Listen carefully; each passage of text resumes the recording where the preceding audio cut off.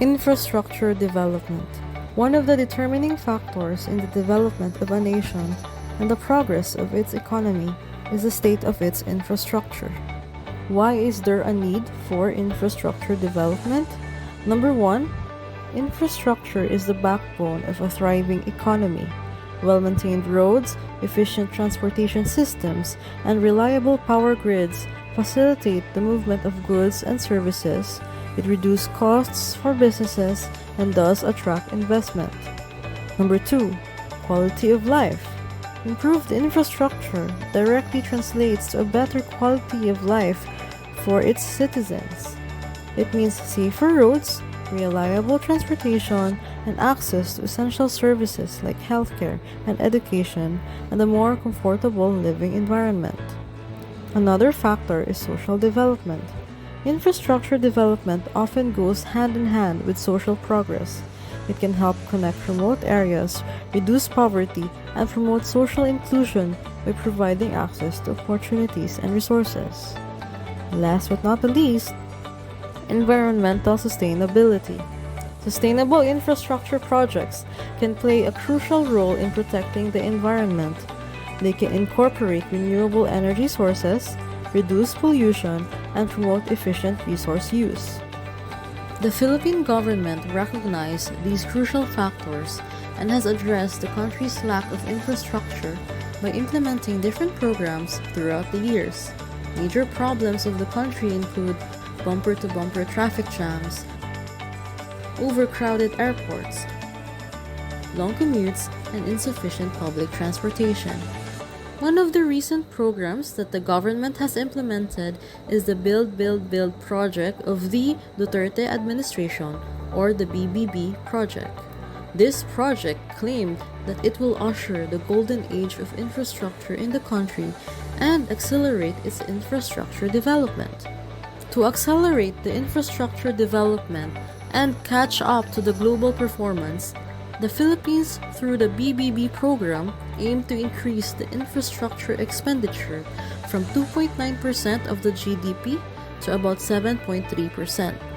BBB was officially launched in April 2017 and had 119 infrastructure flagship projects, or IFP, and allocating a budget of about 8 trillion pesos. Projects under the BBB cover different sectors of the economy, which includes transport, water resources, power and energy, and information and communications technology infrastructure, as stated in the Philippine Development Plan 2017 to 2022.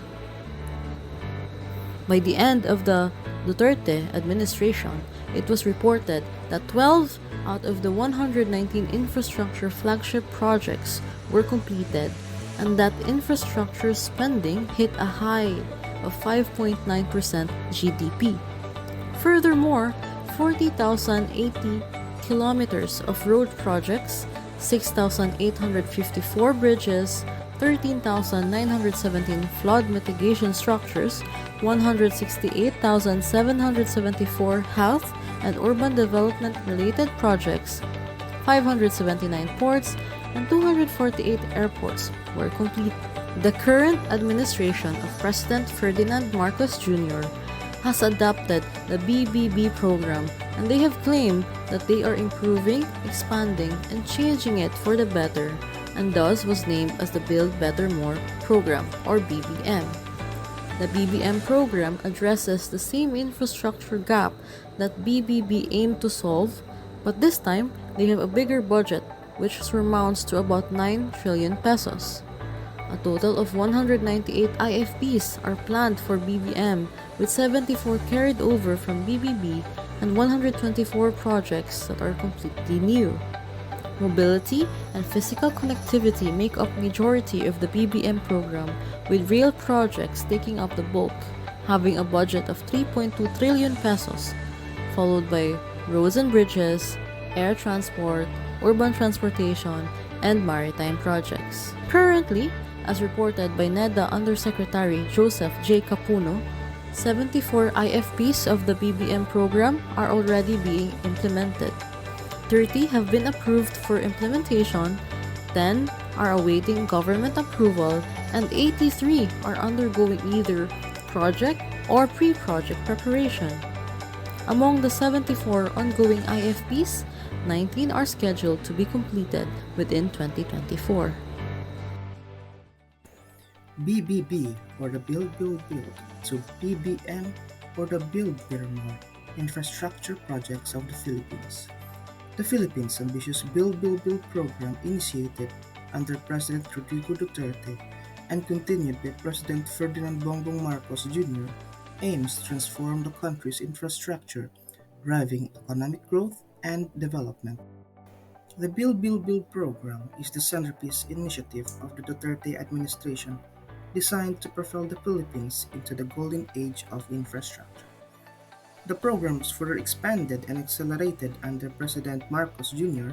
with a focus on improving connectivity and accessibility to Filipinos. Its initiatives are currently in various stages of development, with a number of key projects already completed and many more ongoing or planned. The program aims to modernize transportation by improving roads, bridges, and public transit to enhance connectivity and mobility across the Philippines. It also aims to expand digital infrastructure and telecommunication networks to connect rural and urban areas, increasing productivity by investing in key industries and logistics to drive economic growth and improve the Philippines' competitiveness, and as well as to enhance the livability and wellness of Filipinos by developing public spaces, utilities, and social services to improve the quality of life for the Filipino citizen.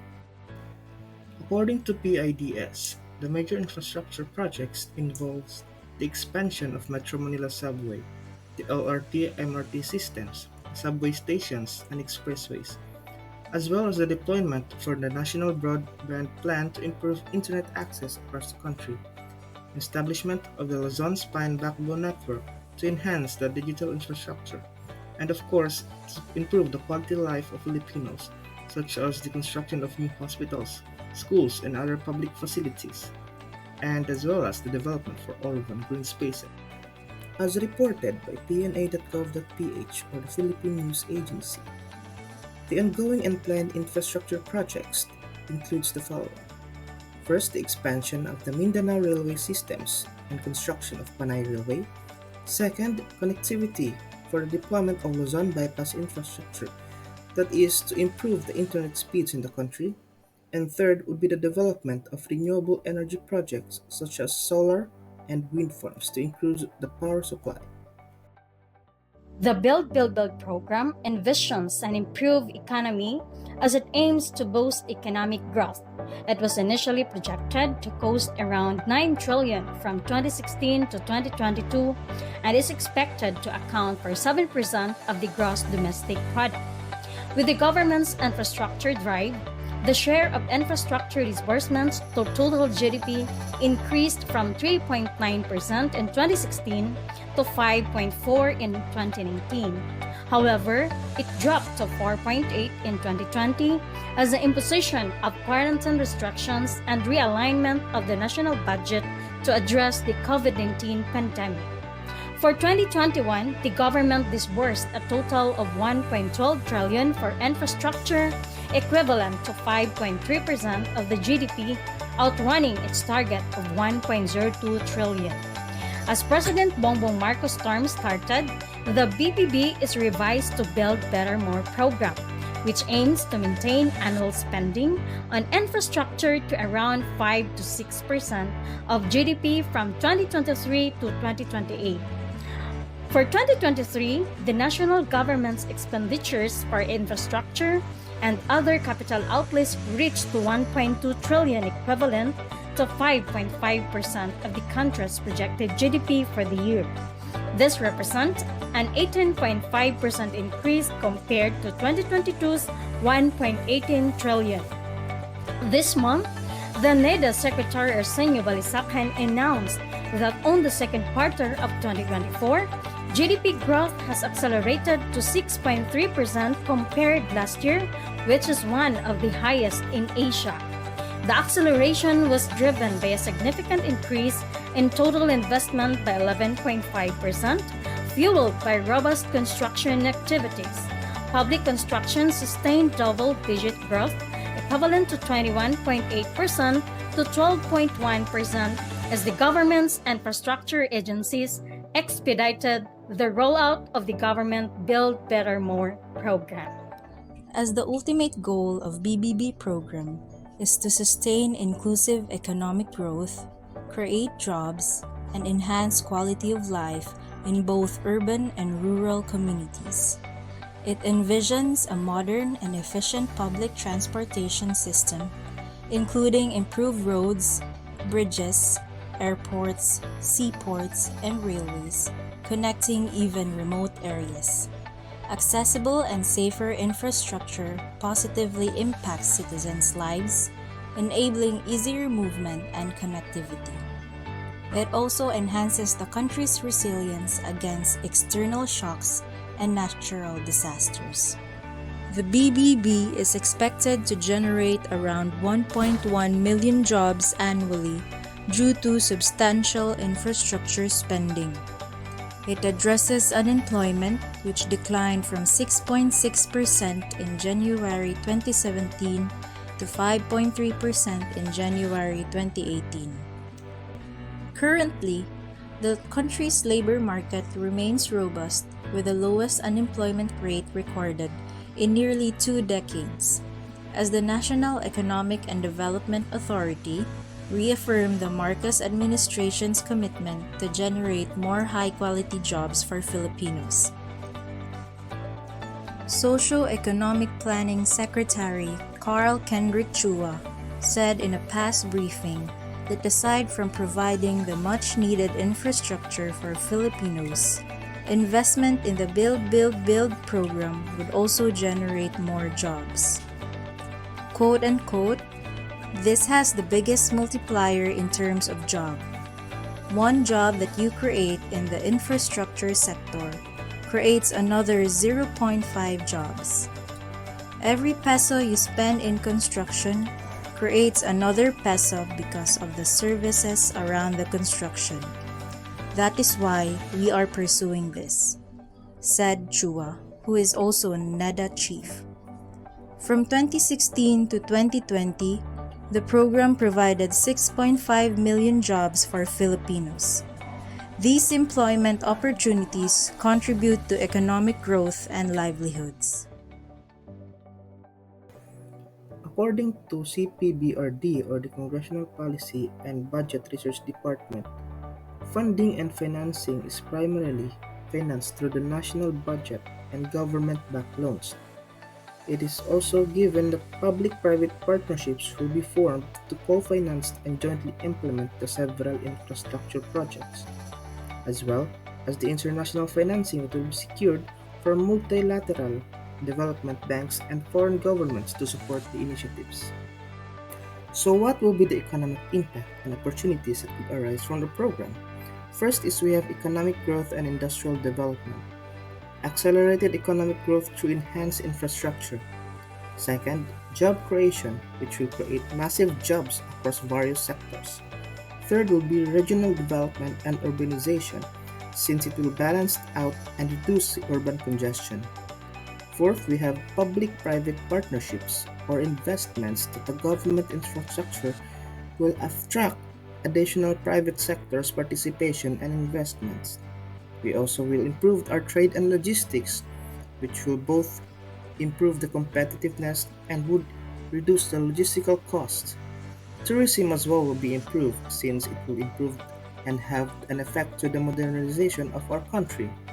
Technological and innovation as well will be integrated to the innovation of infrastructures, as well as resilience to natural disasters, since buildings will be strengthened so it will be resilience to natural disasters, and as well as international relations and geopolitical influence, as the success of building infrastructures will have an effect to the international partnerships. The continued expansion of the program, supported by the current Marcos administration with a focus of expanding and accelerating infrastructure development, will create great opportunities for the country, integrating the sustainability and placing Eco-friendly practices into the infrastructure projects will mitigate to the environmental impact and as well as enhancing connectivity infrastructures within the Philippines will be key point for ease of communication and faster internet speeds. In 2020, the Congressional Policy and Budget Research Management released research on the risks, challenges, and policy options that the Build program may encounter. First, they noted a declining public infrastructure expenditure. In 2019, actual infrastructure spending was 816.2 billion pesos, but by 2020, it dropped to 681.1 billion pesos, a 22.8% decline. This trend, however, did not continue under the Marcos Jr. administration's Build Better More or BBM program. Second, the research highlighted low tax revenue during the pandemic. In the first 5 months of 2020, tax revenue fell by 23.9%, leading to a significant budget deficit. The government's expenditure was 4.23 trillion pesos against an income of 2.86 trillion pesos, with a deficit amounting to 7.6% of GDP. Third, the study addressed the low absorptive capacity of agencies, indicating challenges in effectively managing the funds and delivering projects as planned. This includes right-of-way acquisition, ROA issues, poor project management, and a deficit in technical capabilities, further complicated by problems in bidding, contracting, and other bureaucratic processes. Fourth, the reallocation of funds due to COVID-19 is a major concern. Budgets originally intended for physical infrastructure were diverted to health and digital infrastructure to meet the urgent needs of the pandemic. Additionally, there were concerns about Official Development Assistance or ODA, particularly with many projects funded by China, leading to a shift in priorities. Finally, uncertainties with the public-private partnerships or PPPs were noted. The pandemic heavily impacted PPP projects, with 18 unsolicited proposals being discontinued by the private sector and government. Despite its potential, PPPs carry significant risks for the government, including issues with flexibility, competitive testing, and fiscal impact. In conclusion, the BBM program faces similar challenges as its predecessor, the BBB program. According to Dr. Epictetus Patalinghog of 2024, the BBM program encounters planning, procurement, and implementation choke points. A strategic shift is recommended, focusing on short-run partial project completion to build confidence and gain stakeholder support before moving on to long-term projects. Legislative actions streamlining approval processes and establishing a robust project monitoring system are also recommended. There are also other policy options that we can use. This includes amending the Build, Operate, Transfer law to include various PPP modalities and enhanced transparency. Second is integrating a national transport plan with the national transport policy. Next would be amending the ROWA Act, updating obsolete ICT policies to meet the needs of a digital world. In summary, the Build program, despite the challenges it faces, presents a multitude of opportunities that could drive the Philippines' development for decades to come. By addressing the economic issues related to the program, such as funding, implementation delays, and environmental concerns, the Philippines could unlock significant economic, social, and environmental benefits. The key lies in strategic planning, effective governance, and fostering collaboration between the public and private sectors.